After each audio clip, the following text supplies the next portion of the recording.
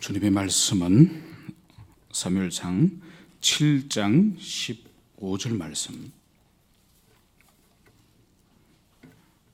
7장 15절에서 8장 3절까지 우리 함께 봉독하시겠습니다. 7장 15절부터 8장 3절까지 찾으셨으면 같이 15절부터 3절까지 읽겠습니다. 시작. 사무엘이 사는 날 동안에 이스라엘을 다스렸으되 해마다 베델과 길갈과 미스바로 순위하여 그 모든 곳에서 이스라엘을 다스렸고 라마로 돌아왔으니 이는 거기에 자기 집이 있습니다. 거기서도 이스라엘을 다스렸으며 또 거기에 여호와를 위하여 제단을 쌓았더라. 사무엘이 늙음에 그의 아들들을 이스라엘 사사로 삼으니 장자 이름은 요엘이요 차자 이름은 아비야라. 그들이 브엘세바에서 사사가 되니라. 그의 아들들이 자기 아버지 행위를 따르지 아니하고 이익을 따라 뇌물을 받고 판결을 굽게 하니라. 아멘. 사사라고 불리는 히브리어로 쇼페트라고 불리는 이 직분은 여호수아가 집권한 이후에 왕정이 시작되기 전까지 한 350년의 그 기간 동안에 12명의 사사가 세워집니다.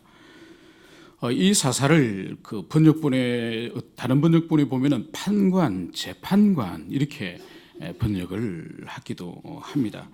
그러니까 전쟁의 시기에는 군대를 지휘하는 그런 사령관으로서 국가를 이끄는 그런 지도자의 위치에 있고, 또 평상시에는 그 국민들의 중요한 그런 재판 업무를 이 사사들이 수행한 것이 분명합니다.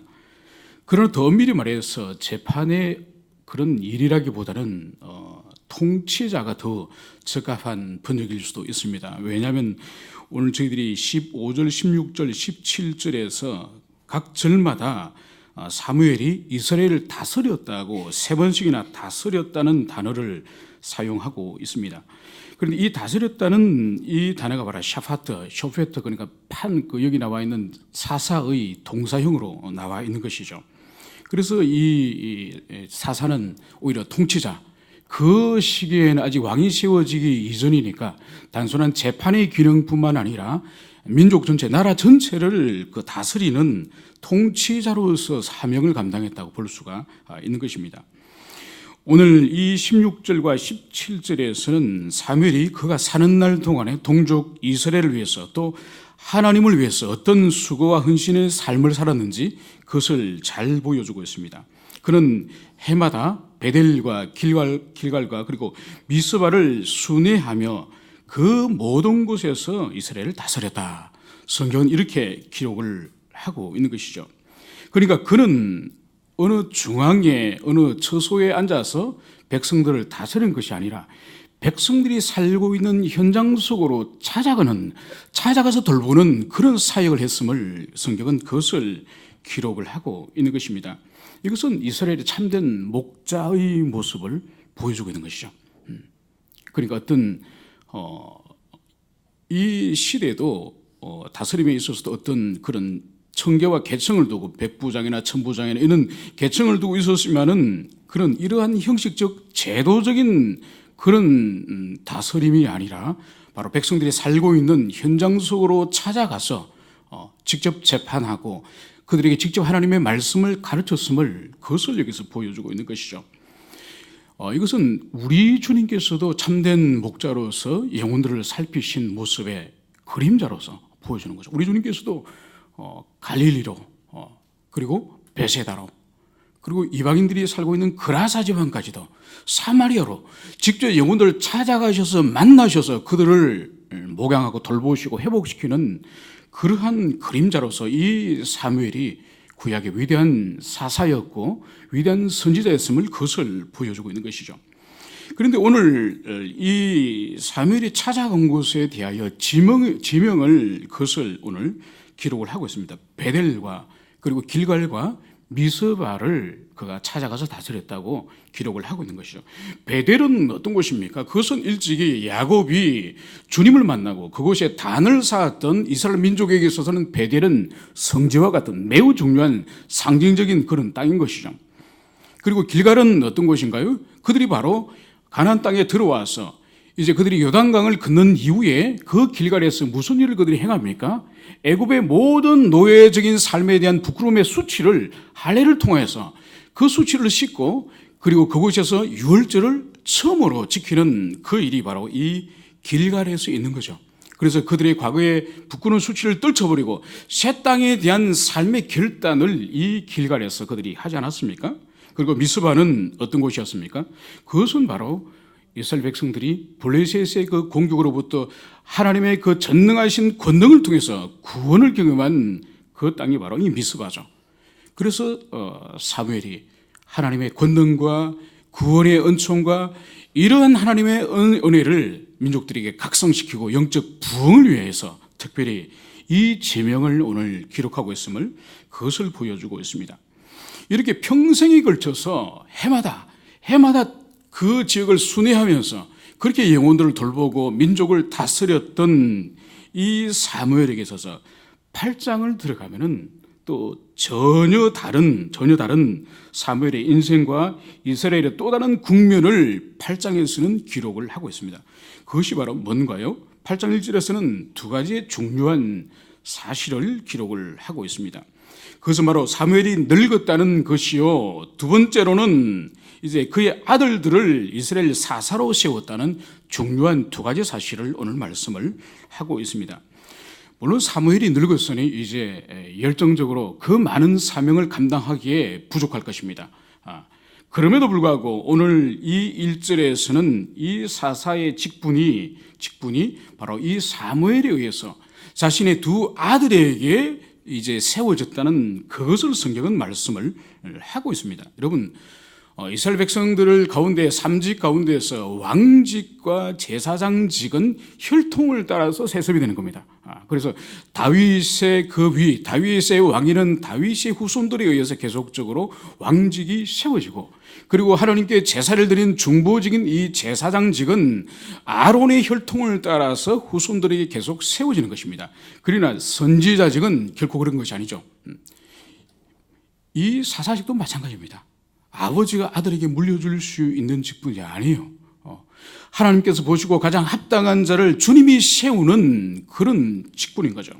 그런데 오늘 이 성경은 바로 사무엘이 자기의 두 아들을 사사로 세웠다고 성경은 그것을 기록을 하고 있는 것입니다.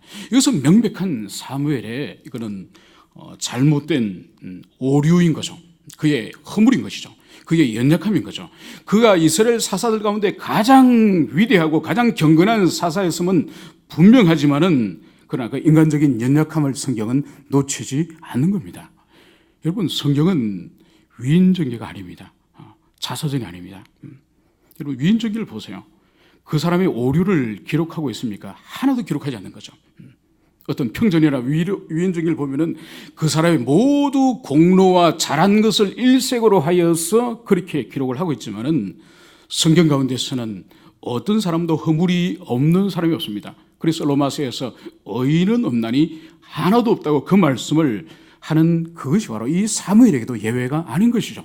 평생에 걸쳐서 자신의 인생을 이스라엘을 이제 하나님의 말씀에 근거하여 다스리고 섬기는 그 귀한 사역을 감당했지만은 그의 늙음에 있어서 총명을 잃었는지 분별력을 잃었는지 바로 그가 자신의 두 아들을 사사로 세운 그 허물을 성경은 정확하게 기록하고 있음을 그것을 보여주고 있습니다. 그런데 이 3절에서는 이 두 아들이 과연 아버지를 뒤를 이어서 사사의 그 섬김과 직분을 어떻게 감당하였는지 그것을 정확하게 기록을 하고 있습니다. 그것이 바로 뭐죠? 그의 아들들이 아버지의 행위를 따르지 아니하고 그의 아들들이 아버지가 행했던 일을 행하지 아니하였다 말씀하고 있습니다. 오늘 여기서 행위라고 이렇게 우리 성경은 번역이 되었지만은 이 원어의 의미가 행위뿐만 아니라 길을 보여주는 거예요. 아버지의 행위를 따르지 않았다는 의미도 있지만 아버지가 갔던 길을 가지 않았다는 그런 의미로도 이것이 해석이 될 수 있는 그런 단어인 것입니다. 무엇을 보여주는가요? 아버지가 보여줬던 주님을 향한 전적인 경외의 마음을 가지고 또 이스라엘 사사로서의 그런 전적인 헌신으로서 공평과 정직을 따라서 이제 그 민족을 치리하였던 그 아버지의 길을 이 아들들이 가지 않았다는 것을 정확하게 기록을 하고 있는 것이죠. 그리고 그 아버지의 길을 가지 않았던 그것을 구체적으로 성경은 무엇을 말씀을 하고 있습니까? 이익을 따라서 뇌물을 받고 두 번째로는 판결을 굽게 하였다. 여러분 이것이 무슨 말씀인가요? 사사에게는 평상시에 가장 중요한 직무가 이스라엘 백성들 간의 논쟁에 관한 부분에 관하여서 하나님의 율법에 근거하여서 정확하게 공의를 따라서 판결하는 그 일이 매우 중요한 것이죠. 오늘 이 두 아들의 이 행위는 무엇인가요? 이익을 따라서 자신의 이익을 따라서 이 사사직을 수행을 하였고, 그리고 무엇보다도 사사로서 가장 중요한 이 판결을 휘어지게, 공의를 휘어지게 그렇게 행했음을 그것을 보여주고 있습니다. 이것은 가장 중요한 사사직분 자체를 이 두 아들은 이해를 하지 못할 뿐만 아니라 이것을 매우 잘못 사용하고 있는 거죠. 그래서 하나님의 말씀 신명기에서도 분명하게 재판을 휘어지게 하는, 재판을 이렇게 불이하게 행하는 그 재판관, 특히 뇌물을 취하는 재판관은 저주를 받을지라고 분명히 말씀을 하고 있습니다. 바로 이들은 하나님의 저주받을 짓을 자초하고 있음을 그것을 보여주는 거죠. 그래서 재판에 관해서는 하나님의 말씀에서는 분명히 권세자라고 하여서 편들지 말고, 그리고 가난한 자라고 해서 도와주지 말고, 그러니까 가난한 자라고 해서 또 지나치게 또 정의를 훼손해 가면서까지 가난한 자를 돕지만 하는 거죠. 그래서 오직 재판은 하나님의 공의를 따라 행할지니라. 이것이 이방과 이스라엘과의 본질적인 재판인 것이죠. 그래서 권세자로 해서 편을 들어줘서 공의를 휘어지게 하지도 말고, 또 사회적인 약자라고 해서 그 사회적인 약자가 분명히 불의한데도 약자이기 때문에 지나치게 손을 들어주지도 말고 오직 하나님의 공의에 의해서, 율법에 의해서 정확하게 재판하는 것이 바로 이스라엘의 사사이자 재판관인 것이죠. 바로 이 두 아들은 본질적인 이 사사의 직분을 저버렸음을 그것을 보여주고 있습니다. 여러분, 이 일에 대해서 이 사무엘이 사전에 인식을 하였든지 아니면 사후에 이제 오늘 다루지 않으면 다음에 다루겠습니다. 사후에 이스라엘의 지도자들이 찾아와서 이제는 이것을 탄원을 합니다. 이 일을 통해서 사무엘의 마음이, 아버지 사무엘의 마음이 얼마나 고통스럽고 아팠겠습니까? 왜냐하면 이 사무엘은 저설된 이후에 이제 어머니와 아버지에게서 이제 분리되어져서 엘리 제사장의 가정에서 이제 위탁되어서 하나님의 종으로 훈련되어지고 그곳에서 자라게 됩니다. 그곳에서 이제 어린 사무엘이 무엇을 보았습니까? 바로 엘리 가정의 두 아들이 하나님의 제사를 멸시하고 신성 모독의 죄를 범하는 것을 그는 보아왔습니다. 그리고 전쟁터에서 바로 두 아들이 하나님의 그 경고를 따라서 바로 사무엘에게 주신 그 심판의 예언을 따라서 두 아들이 죽임을 당한 거죠. 바로 자기 자신의 가정 안에서 똑같은 일이 지금 재현되고 있음을 그것을 보여주고 있습니다. 엘리의 가정에도 두 아들의 범죄였고 자신의 가정에도 두 아들이 타락하여서 이렇게 하나님의 공의를 휘어지게 하고 있는 거예요. 아버지로서 얼마나 큰 고통을 경험을 했겠습니까? 여기서 우리가 볼 수 있는 것은 하나님의 교회, 오늘날 우리 시대로 적용한다면 직분과 하나님의 교회의 그 사역을 세습하는 문제에 대해서 큰 영적인 통찰을 이 본문 가운데서 보여주는 것이죠. 그래서 하나님으로부터 말미암은, 즉 하나님께서 세우신, 그래서 직분을 감당할 수 있는 능력과 또 그것을 감당할 수 있는 그런 그릇으로 준비되지 않은 사람이 세운 그 직분자, 저 인간적인 세습, 그것이 결국은 스스로의 열매를 통해서 그 직분을 감당할 수 없는 자임을 스스로 드러내게 된다는 것을 여기서 분명하게 보여주고 있습니다. 마지막으로 저희들이 자녀의 신앙의 문제를 여기서 우리들에게 다시 한번 돌아보게 하는 것입니다. 이 자녀의 신앙의 문제는 모든 이 지상의 성도들로 하여금 겸손하게 하는 그런 주제가 아닐 수가 없습니다. 왜냐하면 부모의 신앙과 그리고 자녀의 신앙은 기계적으로 공식적으로 나오는 것이 아닙니다. 이 사무엘같이 가장 경건한 사사이자 가장 위대한 사사였던 이 사무엘에게조차도 이 패역한 두 아들이 나기도 하고, 또 사울같이 매우 인간적인 그런 아버지였지만은 요나단같이 매우 하나님의 주권과 신실한 그런 자녀가 태어나기도 하는 것입니다. 그러므로 이 자녀 문제는 아버지 신앙이 좋다고 해서 자녀들의 신앙이 좋고 부모의 신앙이 나쁘다고 해서 자녀들의 신앙이 나쁜 공식과 같은 기계적인 그런 적용의 대상이 아닌 것이죠. 하나의 신비입니다. 신비. 하나님의 주권에 관한 하나의 신비로서 이 자녀의 신앙의 문제를 볼 수 있는 것이죠. 그럼에도 불구하고 신명기 6장에서는 분명하게 부모된 자들에게 명령하는 것은 뭔가 하니까 진리를 힘써서 가르치라는 거예요. 그 자녀를 변화시키거나 그 자녀를 중생시키거나 그 자녀를 구원시키라는 것이 아니에요. 진리를 때를 얻든지 못 얻든지 시간과 장소와 상황을 가리지 않고 부지런히 진리를 그 아이들의 심령, 자녀들의 심령에 가르치는 그 의무를 부모된 자들에게 명하고 있습니다. 그렇건답니까? 그렇지 않죠. 간절히 기도해야 되는 거죠.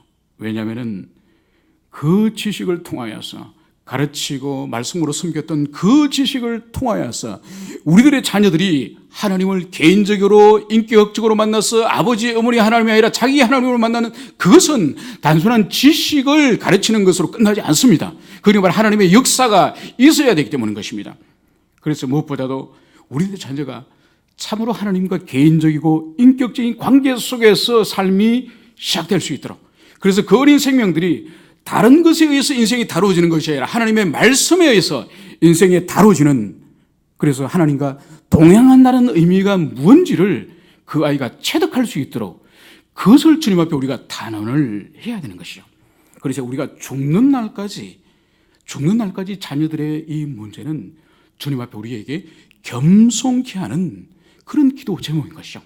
어릴 때는 잘 온유한 마음으로 하나님의 말씀을 따르고 순종하였다가 청소년 시기나 청년 시기나도 장년 시기 되어서 인생이 힘들 때에 주님을 언제든지 인생들은 떠날 수 있습니다. 그러므로 우리가 혈육이 살아있는 동안에 우리의 자녀들이나 손주들이나 그 모든 우리들의 후손을 위해서 항상 우리는 겸손하게 그 아이가 섰다고 할 수 없는 그런 겸손한 마음으로 끝까지 우리의 신앙을, 또 우리보다 더 나은 신앙을 승계할 수 있도록 우리는 기도해야 할 것입니다. 함께 기도합시다. 하나님, 저희들이 오늘 사무엘의 평생에 걸친 헌신과 수고를 함께 살펴보았습니다. 백성을 찾아가고 동리와 성읍을 찾아가서 하나님 말씀대로 가르치고 또 재판을 통해 하나님의 공의를 세웠습니다. 그러나 그럼에도 불구하고 8장에서는 주님, 사무엘의 노년에 그가 두 아들을 사사로 세움으로 말미암아서 사무엘이 걸어갔던 그 길을 따르지 않고 바로 뇌물을 받고 판결을 굽게 하는 그런 자신의 이익을 쫓는 그런 부끄러운 삶을 살았음을 보여주고 있습니다. 하나님, 우리와 우리 교회의 우리 자녀들, 하나님, 우리 날마다 겸손한 마음으로 진리를 가르치고 그 아이들의 인생에 하나님이 주관자가 되시고 또 그 아이들이 하나님의 말씀에 이끌리어서 말씀에 간섭받는 아이가 되기를 간구합니다. 주님, 제 공동체 가운데 은혜를 주시고 우리 교회의 1세대가 아닌 2세대의 더 큰 영적인 부흥을 우리 어린 생명들에게 허락하여 주시옵소서. 오늘 한날 주님 앞에 살기를 간절히 구하며 거룩하신 예수님 이름으로 기도합니다. 아멘.